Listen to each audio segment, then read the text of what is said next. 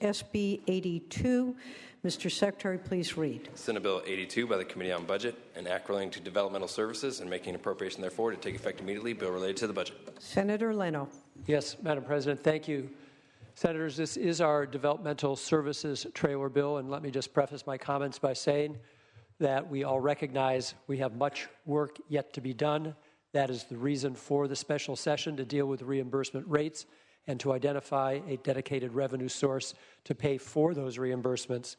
This bill deals both with our developmental centers and our regional centers. First off, with regard to the developmental centers, this bill expands on the governor's proposed language relative to the future closure of our state developmental centers by providing for a more collaborative process. Any plan must, of course, be approved by the legislature. It states for the first time our legislative intent that savings from the closure of our developmental centers should be used to benefit consumers living in the community so that the funds follow the services needed for those who are in need of them. It also allows for the development of a housing project on the grounds of the Fairview Developmental Center that will provide integrated housing options for persons with developmental disabilities. It will increase the bed cap in the secure treatment program at Porterville's Developmental Center. With regard to our community-based regional centers, it authorizes provider rate increases related to implementing new sick leave requirements. It requires the monitoring of the impact of new overtime regulations on consumers and providers. It addresses disparities in service delivery and also makes changes and clarifications to the several community program models to ensure access and appropriateness of placement and services. I ask for your aye vote. Brief debate or discussion? Senator Stone. Thank you, Madam President. As has been previously mentioned, we have $14 billion in unanticipated revenue in this budget. And while I support the closing of the state developmental centers, this is not going to occur overnight, and there is not going to be any immediate funding coming from these sources for the benefit of the developmental disabled community for any acute needs in the coming year. It's unfortunate that this budget does not restore, my friends, not one dime from the $1 billion taken from the developmentally disabled community in the last decade, which has had devastating consequences on the deliverance of services for this vulnerable population. I have to say that one of the most compelling hearings that I've witnessed here in the state capitol, sitting on budget sub 3 with the very dedicated senator from Los Angeles and my colleague from Santa Cruz, very dedicated, where we saw members of the developmentally disabled community come to us and stood in lines. The public testimony took an inordinate amount of time with people that struggled with their caregivers to make sure that they appeared before our subcommittee actually begging, actually crying for us to restore the cuts that have devastated their ability to continue to live with some semblance of a quality of life, and making sure that those that have dedicated themselves to taking care of the most vulnerable of our populations, a reasonable living that these folks haven't had a raise in years. Yet we will sit in this budget and grant hundreds of millions of dollars in raises and pension contributions to state employees. I have made it a routine over the past 23 years of being an elected official to visit this population, and I can tell you that there are many that cannot breathe on their own, that require respirators. They cannot communicate without sophisticated new electronic means of communication, cannot provide intimate care for themselves, entrusting people with sacrificing their dignity in helping them with their most private of needs. They cannot feed themselves. We have the capacity to prioritize in this budget. One area that I've mentioned in the past and part of the budget prioritizes $500 million for teacher effectiveness grants that I'm told are not even of the highest priority for many California school districts. The cost to restore the 10% that's been taken away to this most vulnerable population that have the difficulty in coming here and even communicating with us is only $270 million. Why can't we give $270 million out of this $500 million, which is basically helping teachers become more effective? I think we have great teachers in the state of California, and I don't see this as a high priority for us when we have so many of these people that live in such unfortunate situations with such significant anxiety because they have no capacity to take care of themselves. There's been, as I mentioned before, hundreds of community organizations, nonprofits that have been there to help take care of these people that have just gone out of business. They just don't exist anymore. So this is budget neutral. Let's take $270 million and let's walk away from this institution today feeling good about what we've done here in this aspect and taking care of those that can't take care of themselves, and still giving $230 million for teacher effectiveness grants that the school districts don't even see me clamoring for. It's been told that we're going to have a special session.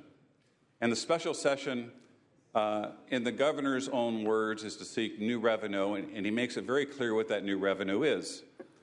And it's this MCO tax. And as you all know, the MCO tax was imposed on those insurance companies that were providing services for Medi-Cal patients. They gave with one hand, and they got back with the other through federal matching grants. Well, the federal government has caught on to this scheme, and they're saying, you're not going to do it anymore. If you're going to have an MCO tax, you're going to pass it on to all of your insurance companies. You're going to pass it on to Kaiser. You're going to pass it on to Aetna. You're going to pass it on to Blue Cross. You're going to pass it on to Blue Shield. So what this is going to do, my friends, is it's going to raise premiums for people that were promised through the Affordable Health Care Act that they'd see their premiums decrease. So I want to make one thing clear, that we have the resources today, as I've mentioned, to take care of the developmental community, developmentally disabled community today. We have the revenue. I can tell you that Republicans oppose this MCO tax. I would not put all your eggs in one basket and depend on this tax to find a two-thirds majority when we have our special session. And I don't want to be hearing the rhetoric that it's you Republicans that won't vote for this tax as the only mechanism to take care of the developmentally disabled community, when in fact I pointed out to you a very easy way in which we can all stand together and do it.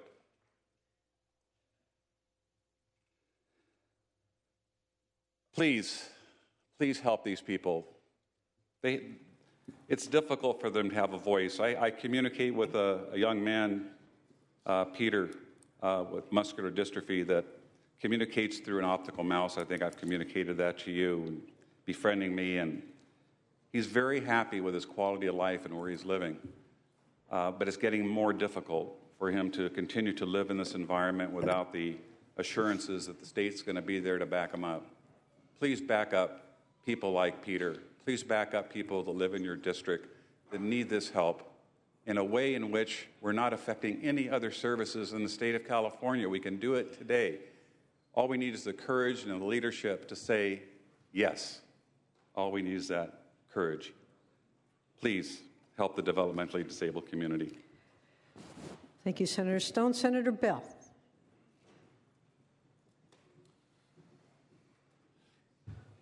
Thank you, Madam President and members. And I speak to you as a member of the Senate, not as a Republican or Democrat. I wanted to only speak on this issue alone. During the budget process, in order not to, dilute my message, I only want to speak on this issue because, ladies and gentlemen of the Senate, we have a final budget that's a crime. It perpetuates and continues the death knell of the Latterman Act. This budget puts people with disabilities at risk. In the fall of this year, the Senate Human Services Committee, with my colleague from La Cañada, Flint Ridge, right? Did I say it right? La Cañada, Flint Ridge? Okay.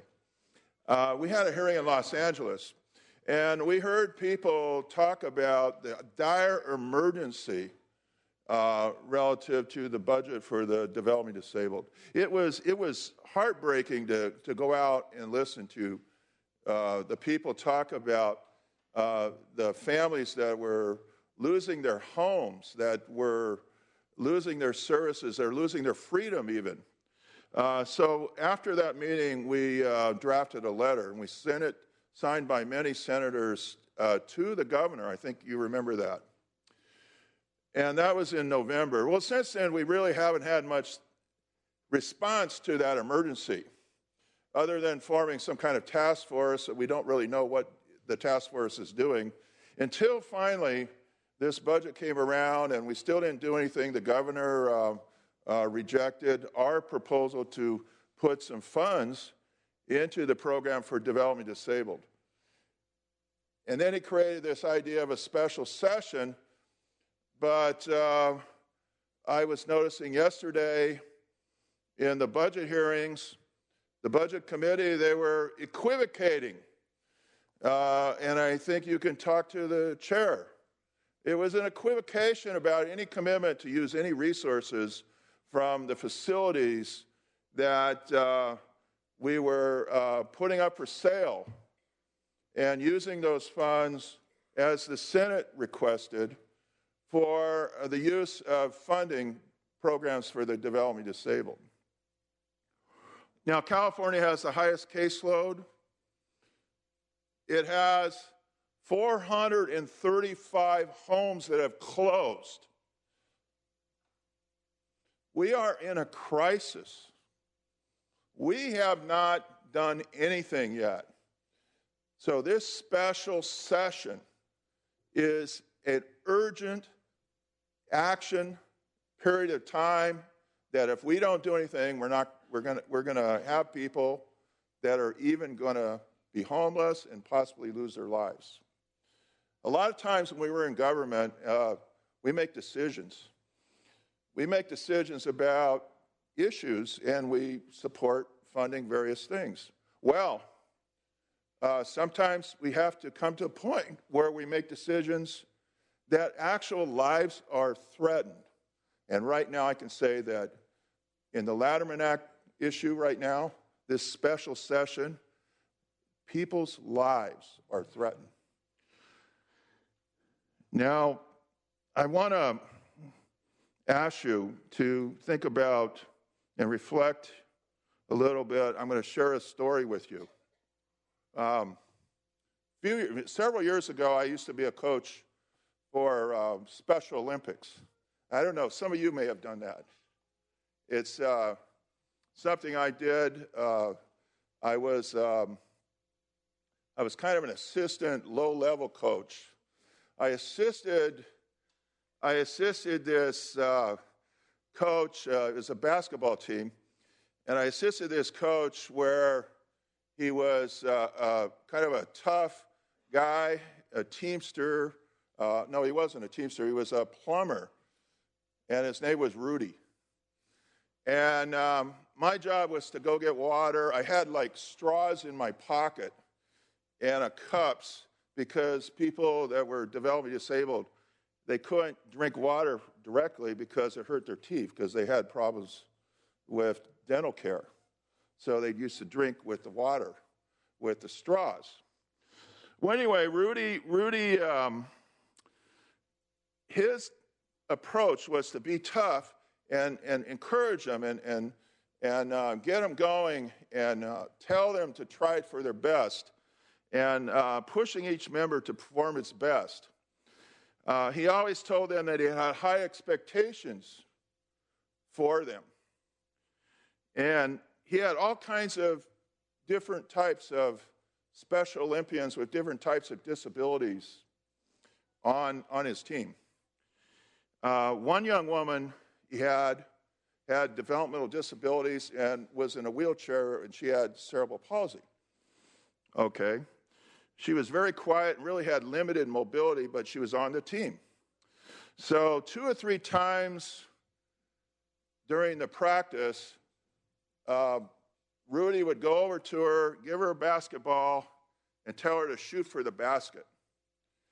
And Rudy would, she would never succeed. She would barely get the ball up. But he kept trying. Week after week after week, 2 or 3 times he would give her the basketball. She'd try to shoot it. Never making a basket. Now, the last day of the session for the basketball team, it was kind of a special day. It was the last day they had enjoyed it, and he finally gave her a basketball, but he changed his approach of how he wanted to encourage her. He went up to her, and he whispered in her ear. He told her something. And she screamed loudly, threw the ball up, and it went through the basket. Everybody cheered, and she yelled, and it was very exciting. So I went over to Rudy, afterwards. The basketball session was over. They all went over and hugged him, told him they loved him. And I went over and asked him, well, what did you tell her?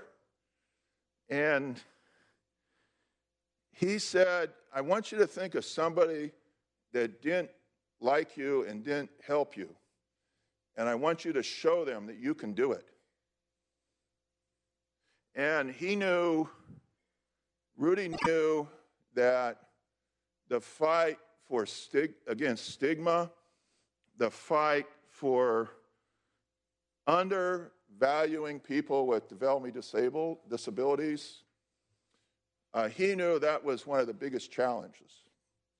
So he told her to fight, and overcoming this part of their lives was part of his job and his mission as a human being and as a coach.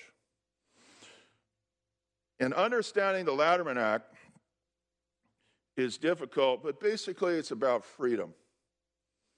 It's about freedom for people to have choices. It's about freedom for allowing people to make choices about their lives and what kind of enjoyment they should have. And for 280,000 people in California, our job is to support people in those rights. That's what our job is.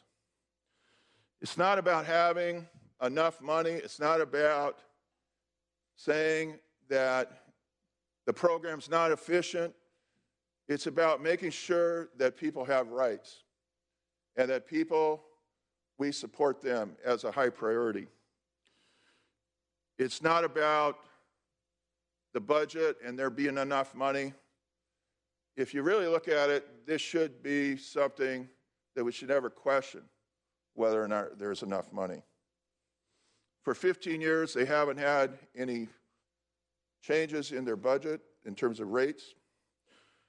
So our job right now is to keep the faith. We did not succeed with the governor, but I think what I'm doing is I'm whispering in all of your ears, and let's show them we can do it. The Senate, we can do it. Let's make this special session a commitment to do it.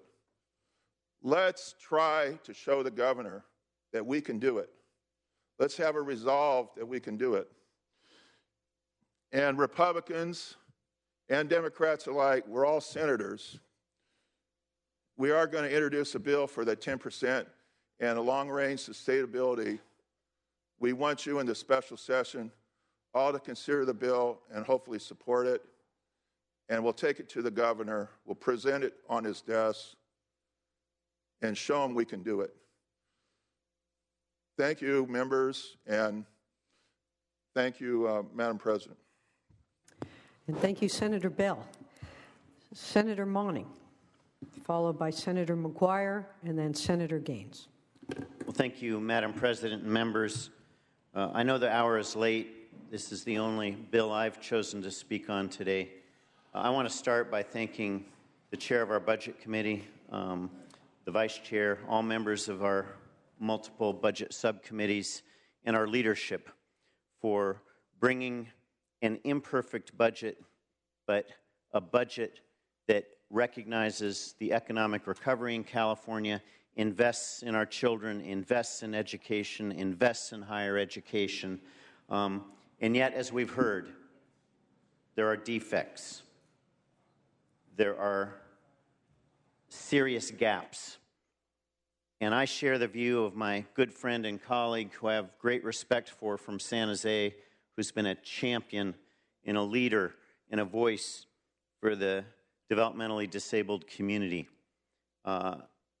None of us, we all share, regardless of our party affiliation, there is not a Senate district in California that doesn't have families who need the helping hand of the state of California to raise a developmentally disabled child or adult.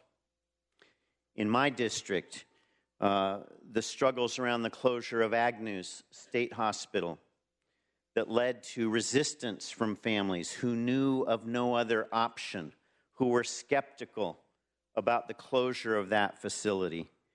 And then to meet a young man in his 50s who was raised at Agnews and never spoke, never could orally communicate with his family, with his mother. And his mother resisted the closure of that facility for her fear that his fragile medical condition, he would not survive the transfer. I met this young 50-year-old man, late 50s, at one of the 962 homes in Morgan Hill, which was established after the resistance of people in the neighborhood who feared the unknown of what would this group home of medically fragile, developmentally disabled people do to their neighborhood. And once it's been established, they are loved by their neighbors, and there are exchanges with children visiting on Halloween and residents of this home also making the rounds on Halloween and supporting each other.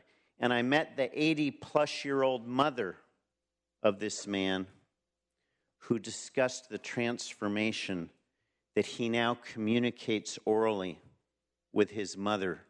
And as she reaches the end of life, and for many in the developmentally disabled community, the greatest concern is what happens to my loved one, my child, when I'm no longer here, to be their point person, to be their advocate, to make sure they're being taken care of, to make sure they're getting the medical care that they need. She now said to me, I can rest peacefully now knowing that my son is in a loving home and he's continuing to grow as he's communicating for the first time with me orally and with his housemates.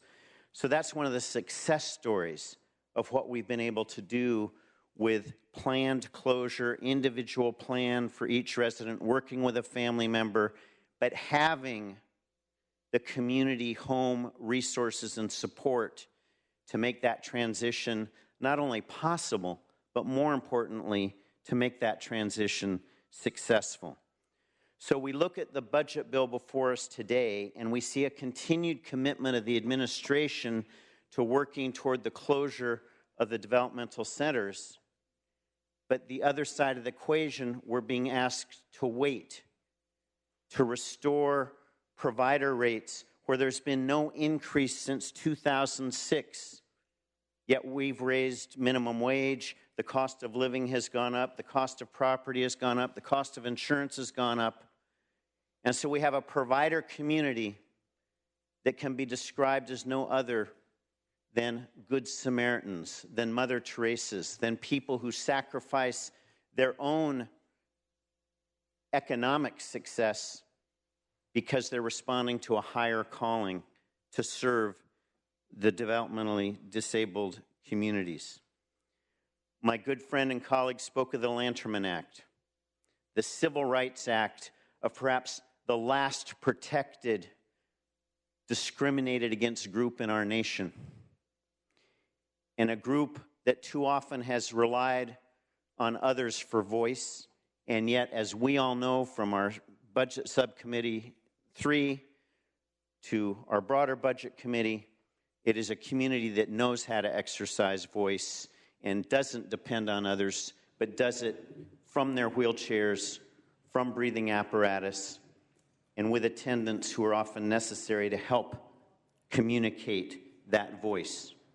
But it's a loud voice that we have heard, and yet we have a budget system where our legislature, both houses, we exercise great power, but not the ultimate power, because it is the governor's office that can accept our budget, veto our budget, or blue pencil our budget.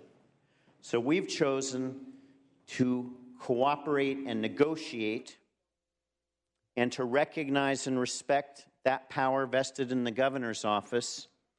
And we've been asked to postpone this piece of it and address it in a special session. And while reluctant and not necessarily confident of where this will lead, this is our path at this point. We could vote no today on this. That doesn't advance the cause of the developmentally disabled. This has a piece of the equation. But our path, members, is now the special session. And for all of those on both sides of the aisle, who everyone here has a personal story from their district, from a group home, from a developmental center, from a family member, everyone here has articulated a shared commitment. And yet our options may not be all the options we wish we had to work with. And so the challenge, and the challenge to all of my colleagues, is to remember the very strong advocacy that's been uttered on this floor and in our budget committees in support of the developmentally disabled community. And when that choice comes, to place a vote that will indeed leverage the resources to invest in this community, where justice delayed has, in fact, for many been justice denied. When that time comes, I hope you will test your passion and compassion for the developmentally disabled community by casting a vote that you may not be comfortable with, but at the end of the day is the option we have to make good on our commitment and indeed our legal responsibility under the Landerman Act. Members, I urge your yes vote on SB 82, and more importantly, enlist your support to engage as solution finders in the special session and to realize we may have limited options, and within those limited options, we still have an obligation and an ability to do the right thing. I urge your aye vote on SB 82. Thank you. Thank you, Senator Monning. Senator McGuire. Thank you so much, Madam President. Would like to just start out by thanking the passion of both senators from Monterey as well as San Jose, and would also like to thank the Budget Committee staff as well as the Budget Sub-Chairwoman for all of their work, in particular including in the language local stakeholder involvement and protecting developmental center staff, and of course, investing any savings into continued delivery of services to some of our state's most vulnerable. I represent Sonoma Developmental Center. It's the first center on this latest closure list that will shut its doors. And it's imperative that we do not underestimate the importance of careful, deliberate, and cautious planning as we consider the closure of the state's 3 developmental centers. There are 1,100 Californians who remain in our developmental centers, and they are the most medically fragile or most behaviorally involved consumers in the developmental service system, and many of them have tried unsuccessfully to live in the community. And while the state is being pressured significantly by the federal government to move quickly with closure, it is all of our responsibility as legislators to ensure that the needs of the residents of the developmental centers are evaluated as carefully as those residents who moved from Agnews or Lanterman before them. Secretary Dooley's task force on the future of developmental centers outlined the gaps in services that need to be in place for these residents, including additional 962 medical homes, acute crisis facilities, intensive therapeutic behavioral homes, a state-run facility for individuals who cannot, for whatever reason, be safely housed in the community, as well as other specialty services. Families with loved ones at the Sonoma Developmental Center or those other centers that are slated for closure, and the greater community are very concerned about whether vital services and support will be in place for their loved ones when they move. And while it is terrifying for those families to be faced with the uncertainty of closure, it is also terrifying for those who work at the developmental centers and who have spent their careers caring for the individuals who they consider to be family. It would be a tragedy for our state to lose the specialty services that exist at many of these centers, such as the sedation dentistry clinic. By the way, the one at Sonoma Developmental Center is the only one in Northern California. Custom shoemaking shops, wheelchair customization, and many other professional expertise. Furthermore, this budget that we will be adopting today only allocates half of the necessary funding, half of the funding for beds for residents, and does not take into account the high cost of specialty services that will need to be delivered into the community. It is critical that any plan includes input from the community about how to continue important services at each of the centers, and that the administration takes into consideration the work that is coming from both the Sonoma Developmental Center as well as the two in Southern California. I will be supporting this trailer bill, but I urge all of us to stand strong and ensure that in the haste to close the developmental centers, the individuals who live there and the experts who staff these residents and the communities that surround them, their issues are not ignored. These are people's lives, and we need to put their well-being at the top of their priority list. Thank you, Madam President. Thank you, Senator McGuire. Briefly, Senator Nielsen, followed by Senator Gaines. Ladies and gentlemen of the Senate, I will also support this legislation, but with cautions. Cautions that we learn the lessons of history. As a young senator many years ago, I represented Napa and Sonoma state hospitals. Mental health issues at Napa and developmental disabilities at Sonoma. Our colleague, Senator McGuire, now represents those institutions. One of the greatest shocks of my life as a very young, naive farmer occurred when I first went to Sonoma State Hospital and went into the wards. It really was a burden and broke my heart to see what I see or saw and had to experience and then have to deal with an awful lot of over the years, including the families of those individuals. And I certainly empathize with and understand their terror, the terror of what's going to happen with their child.